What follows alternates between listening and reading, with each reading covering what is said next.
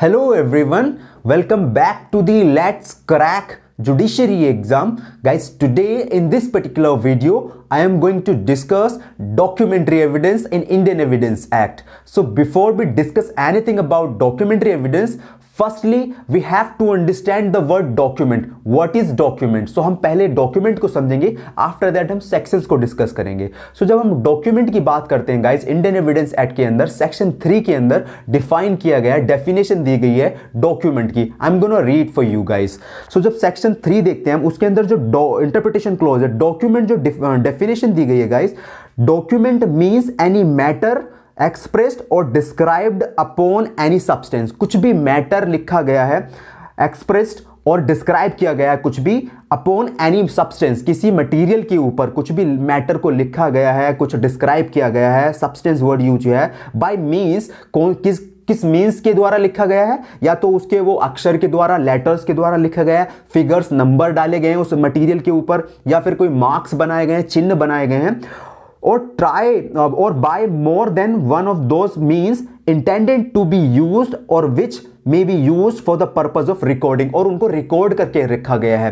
सो document की evidence, document की जो डेफिनेशन है वो वास्ट है. आप उसको समझो कि कुछ भी लिखा गया है किसी पर्टिकुलर चीज के ऊपर, सपोज किसी पत्ते के ऊपर लिखा गया है, किसी पेड़ के ऊपर लिखा गया है, किसी स्टोन प्लेट के ऊपर लिखा गया है, किसी मेटल की प्लेट के ऊपर लिखा गया है, that is a document in Indian evidence act. लेकिन जब हम फॉरेन लॉ की बात करते हैं गाइस, तो फॉरेन लॉ में यूके की जब हम लॉज की बात करते हैं तो यूके के लॉज में देखा होगा तो वो सब्सटेंस है जिस पर लिखा हुआ मैटर नहीं करता, वो सब्सटेंस, जो सब्सटेंस है, वो मटेरियल है, वो इंपॉर्टेंट करता है. वहां पे वो डॉक्यूमेंट के तौर पे उसको कंसीडर किया जाता है. लेकिन जब हम इंडिया के पर्सपेक्टिव में देखते हैं, इंडियन लॉज के बारे में देखते हैं, तो वहां पे क्या होता है, जो मैटर लिखा हुआ है, मैटर इज वेरी इंपॉर्टेंट. क्या लिखा हुआ है, जो भी रिटर्न है किसी मटेरियल के ऊपर, किसी सब्सटेंस के ऊपर, दैट इज डॉक्यूमेंट. ठीक है. Now come to the section 61 में जो गाइस यहां से डॉक्यूमेंट्री एविडेंस स्टार्ट होता है इंडियन एविडेंस एक्ट के अंदर. सेक्शन 61 जो कहता है कि proof of content of document. ठीक है. जब भी हम कंटेंट ऑफ डॉक्यूमेंट को प्रूफ करेंगे,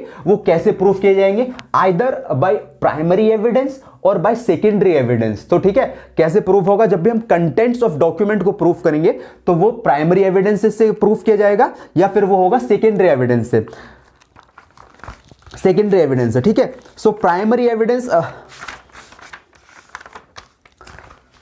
प्राइमरी एविडेंस क्या होते हैं? प्राइमरी एविडेंस, जब section 62 deals with the primary evidence, section 62 जो करता है, बात करता है प्राइमरी एविडेंस की. Primary evidence means the document itself produce for the inspection of court, the original one, जो डॉक्यूमेंट बनाया गया है. Let's take an example. Example से आपको पूरा क्लियर हो जाएगा. ठीक है, कि प्राइमरी एविडेंस कौन से और जो ओरिजिनल वन कौन सा डॉक्यूमेंट होता है. ठीक है. ए एंड बी दो पर्सन है, इनके बीच में एक कॉन्ट्रैक्ट हुआ है. ठीक है. एक कॉन्ट्रैक्ट हुआ, एक एग्रीमेंट बना है किसी पर्टिकुलर चीज को लेके. ठीक है. एक एग्रीमेंट बना है, एक एग्रीमेंट बना है, जो डॉक्यूमेंट बना है ना, एग्रीमेंट बना है, इस पे इन दोनों के साइन है, ए एंड बी के दोनों के साइन हो गए. ठीक है. इन पे इसके साइन हो गए. तो जो एग्रीमेंट है, the original, this is the primary evidence. तो कोर्ट इंस्पेक्शन के लिए मंगा सकता है किसको, ओरिजिनल एविडेंस को, ओरिजिनल डॉक्यूमेंट को, that is a primary evidence. तो जो भी ओरिजिनल चीज होगी, that is a primary evidence according to section 62 of the Indian evidence act. ठीक है. लेकिन इसका जब एक्सप्लेनेशन हम पढ़ते हैं, एक्सप्लेनेशन फर्स्ट क्या कहता है, where a document is executed in several parts, each part is the primary evidence of the document.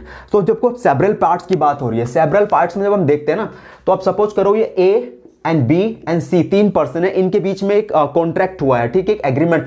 तो ए की कुछ अपनी कंडीशन है, बी का एक अपना सेपरेट उसने डॉक्यूमेंट बनाया है, सी ने एक अपना सेपरेट डॉक्यूमेंट बनाया है. ए बी सी तीनों ने मिलकर अपने अपना एक सेपरेट डॉक्यूमेंट बनाया है. ठीक है. उस पे इसने ए ने अपनी टर्म्स एंड कंडीशन लिखी है, बी ने अपनी एक टर्म्स एंड कंडीशन लिखी है अपने डॉक्यूमेंट पे, सी ने अपनी टर्म्स एंड कंडीशन लिखी है. और ए पे ए के तो साइन हुए, इसके ए के डॉक्यूमेंट पे बी के भी साइन हुए, सी के भी साइन हुए इनके. ठीक है. और फिर बी के डॉक्यूमेंट पे ए के साइन हुए, सी के साइन हुए. ठीक है. बी के तो साइन होंगे, तो सी का जो डॉक्यूमेंट है, सी के पे ए के साइन होंगे, बी के साइन होंगे और सी के होंगे. तो ये तीन सेवरल पार्ट्स में डॉक्यूमेंट तैयार किए गए हैं. तो ईच पार्ट जो की बात हो रही है ना, each part is a primary evidence. तो यहां पे अगर इन तीनों के बीच में अगर कुछ कॉन्ट्रैक्ट को लेकर ब्रीच हो रहा है, तो ये जो एविडेंस होगा, जो एक डॉक्यूमेंट है सी के पास है, वो as a primary evidence consider किया जाएगा. ठीक है.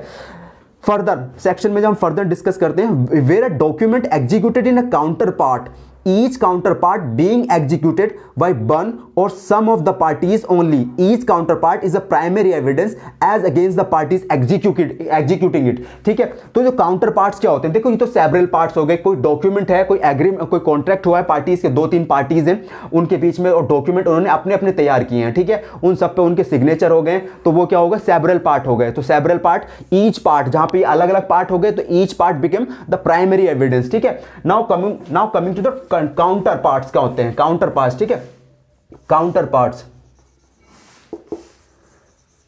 पार्ट्स की जब हम बात करते हैं, सपोज गाइस ए ने एक अपना डॉक्यूमेंट बनाया, बी ने एक अपना डॉक्यूमेंट बनाया, ठीक है, तो ए ने अपने साइन करके बी को दे दिया, इस पे बी के साइन नहीं हुए हैं, ठीक है, ए ने जो डॉक्यूमेंट बनाया, इसने ए ने क्या किया, इस पे अपने साइन करके वो बी को दे दिया, तो जो ए के अगेंस्ट जो बी के पास होगा ना, ये प्राइमरी एविडेंस होगा, this is the counter part. और सेम ऐसी है, फिर बी ने एक डॉक्यूमेंट बनाया, बी ने अपने साइन करके ए को दे दिया, तो ए के पास क्या हो गया, प्राइमरी एविडेंस। अगर कल को ये कॉन्ट्रैक्ट इनके बीच में हो रखा है, कोई कॉन्ट्रैक्ट है, अगर वो कॉन्ट्रैक्ट कोई ब्रीच करते हैं, या ए ने जो साइन करके डॉक्यूमेंट बी को दिया है, बी ने जो साइन करके ए को दिया है डॉक्यूमेंट, अगर ये इनमें से कोई भी ब्रीच ऑफ कॉन्ट्रैक्ट करता है, कोई कॉन्ट्रैक्ट हुआ है और ब्रीच ऑफ कॉन्ट्रैक्ट कर रहा है, तो ए के पास जो ए ने बी को एविडेंस दिया था, जो डॉक्यूमेंट दिया था, वो प्राइमरी एविडेंस बन जाएगा ए के against. Same goes for the B, जो बी ने साइन करके ए को दिया था, ए उसके अगेंस्ट, बी के अगेंस्ट वो प्राइमरी एविडेंस होगा, और जो दूसरा होगा बचा हुआ जो इसके जो डॉक्यूमेंट दिया गया था, वो सेकेंडरी एविडेंस बन जाएगा। आई होप आपको काउंटर पार्ट्स का थोड़ा बहुत क्लियर हुआ होगा।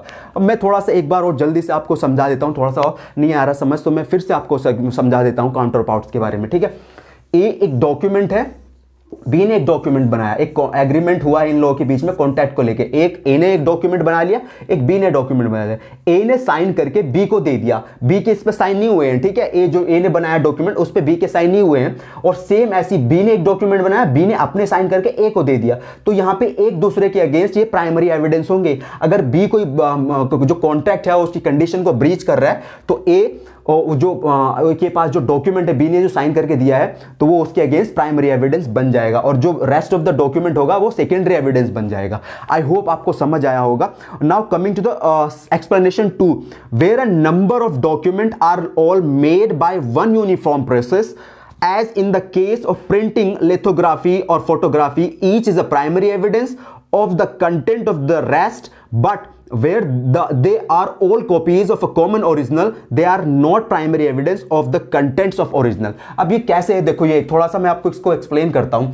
एक ये ओरिजिनल डॉक्यूमेंट है, ठीक है, ये ए नाम का एक ओरिजिनल डॉक्यूमेंट है, और इससे क्या हुआ, फोटोकॉपी करके ना एक कॉपी ये बनाया गया है, एक डॉक्यूमेंट ये बना लिया, एक कॉपी, दूसरा ये बनाया बी कॉपी, तीसरा document C copy, and 4 copies बनाई गई है एक इस डॉक्यूमेंट से, ओरिजिनल डॉक्यूमेंट से 4 कॉपीज बनाई गई हैं, 1 2 3 4, ठीक है। तो ये 4 जो कॉपीज बनाई गई हैं, इसके कैसे कैसे बना सकते हैं, उसमें लिखा हुआ है कि फोटोग्राफी या लिथोग्राफी या प्रिंट आउट करके हमने ओरिजिनल से 4 कॉपीज बनाई हैं, 1 कॉपी 2 कॉपी 3 कॉपी 4 कॉपी, ठीक है। तो ये एक दूसरे के क्या होंगी, ये जो कॉपी कंटेंट ऑफ प्रूफ की जब बात करी जाएंगी, तो ये एक दूसरे के क्या हो जाएंगी, प्राइमरी एविडेंस हो जाएंगी। लेकिन ये जो ओरिजिनल के नहीं बनेंगे प्राइमरी एविडेंस, ध्यान रखना आप, ओरिजिनल के ये प्राइमरी एविडेंस नहीं बनेंगे, लेकिन हमने किससे बनाई थी, ओरिजिनल से ये प्रिंट आउट या लिथोग्राफी के थ्रू जैसे भी है कॉपीज बनाई 4, तो ये चारों जो होंगे ना, चारों एक दूसरे के क्या बन जाएंगे, ये प्राइमरी एविडेंस बन जाएंगे, बट ओरिजिनल वाले के नहीं बनेंगे प्राइमरी एविडेंस। ठीक है, इसमें देखो आप एक प्ले कार्ड्स का एग्जांपल दे रखा है कि काफी सारे प्ले कार्ड्स हैं, उसमें जो सारे के सारे एक पर्टिकुलर एक प्ले कार्ड से काफी प्रिंट आउट करके काफी सारे प्ले कार्ड्स बनाए गए हैं, तो जो सारे बनाए गए हैं बाद में प्रिंट आउट करके, वो एक दूसरे के क्या होंगे, प्राइमरी एविडेंस हो जाएंगे। लेकिन जो पहला वाला ओरिजिनल वाला प्ले कार्ड है, वो उसके अगेंस्ट वो प्राइमरी एविडेंस नहीं होंगे। ठीक है, सो आई होप ये आपको डॉक्यूमेंट्री प्राइमरी एविडेंस समझ आया होगा। प्राइमरी एविडेंस बेसिकली क्या होते हैं, जो ओरिजिनल डॉक्यूमेंट होते हैं, और एक्सप्लेनेशन हमने 1 पढ़ा है जो सेवरल पार्ट्स की बात करता है कि एक डॉक्यूमेंट 2 3 4 पार्ट में बनाया गया है, ठीक है, तो ईच पार्ट क्या होगा, वो उसका प्राइमरी एविडेंस होगा। जो हमने काउंटर पार्ट को समझा है, काउंटर पार्ट जो पार्टीज एग्जीक्यूट कर रही हैं, ठीक है, कि ए ने अगर डॉक्यूमेंट बनाया है, तो वो ए ने साइन करके बी को दिया, तो बी उसके अगेंस्ट जो एग्जीक्यूट कर रहा है, तो वो उसके अगेंस्ट क्या हो जाएगा, प्राइमरी एविडेंस बन जाएगा। Now coming to the section 63 जो सेकेंडरी एविडेंस की बात करता है। Secondary evidence means and include, secondary evidence के अंदर क्या मींस, क्या उसके अंदर क्या मतलब है उसका, और क्या क्या इंक्लूड है, वो सब सेक्शन 63 के अंदर दिया हुआ है। Certified copies given under the provision hereafter contained, certified copies क्या होती है, सेकेंडरी एविडेंस होते हैं। जैसे आप कोर्ट जाते होंगे तो कोर्ट में हम कॉपी के लिए किसी जजमेंट या किसी ऑर्डर की कॉपी के लिए एप्लीकेशन देते हैं कि हमें वो कॉपीज चाहिए, उस जजमेंट की कॉपी चाहिए, तो हमें वो नकल देते हैं फिर, तो that is a secondary evidence. ठीक है। Number 2, the copies made from the original by mechanical process which in the themselves ensure the accuracy of the copy. Mechanical process के थ्रू, ठीक है, अब मैकेनिकल प्रोसेस में कैसे भी बनाया गया होगा, फोटोकॉपी करके किसी copies made from the original से बनाया गया मैकेनिकल प्रोसेस के थ्रू, ये कंपेयर करके बनाया गया एक ओरिजिनल डॉक्यूमेंट है। ठीक है, इससे कंपेयर करके 2-3 कॉपी बनाई गई हैं, that is a secondary evidence. ठीक है। And the copies made from a compare with original से कंपेयर करके बनाया गया है, मैकेनिकल प्रोसेस से कंपेयर करके बनाया गया है, that is a secondary evidence. Now counter parts of documents as against the parties who did not execute them. Counter parts में बनाया गया है डॉक्यूमेंट। ठीक है, जब आप देखते होंगे काउंटर पार्ट्स, तो छोटे छोटे पार्ट्स में वो काउंटर एक दूसरे के अगेंस्ट क्या होंगे, वो सेकेंडरी एविडेंस होंगे।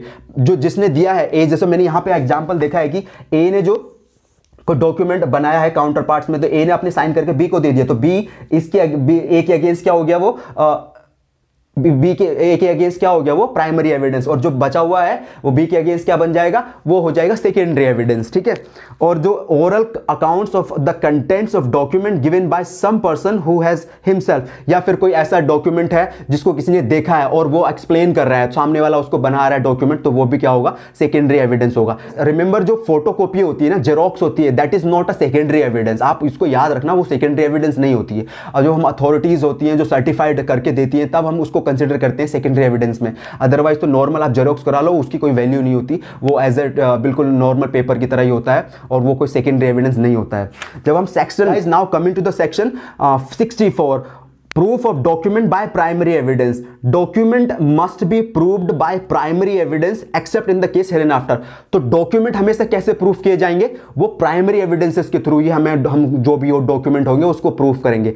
एक्सप्रेसली कहीं जो एक्सेप्ट जहां पे कुछ कंडीशन है, जहां पे हम सेकेंडरी एविडेंस अलाउ करेंगे। ठीक है। Section 65 cases in related secondary evidence, तो हम वो फर्दर अगली वीडियो में हम समझेंगे सेक्शन 65 के जो भी प्रोविजन है। ठीक है। सो आज की इस वीडियो में हमने डॉक्यूमेंट को समझा है और प्राइमरी एविडेंस को समझा है, सेकेंडरी एविडेंस को समझा है। ठीक है। प्राइमरी एविडेंस वो काउंटर पार्ट्स में हो सकते हैं और सेवरल पार्ट्स में हो सकते हैं। ठीक है। सो आई होप आपको ये वीडियो थोड़ा इंफॉर्मेटिव लगा होगा। सो आप अपनी प्रिपरेशन करते रहिए। Thank you.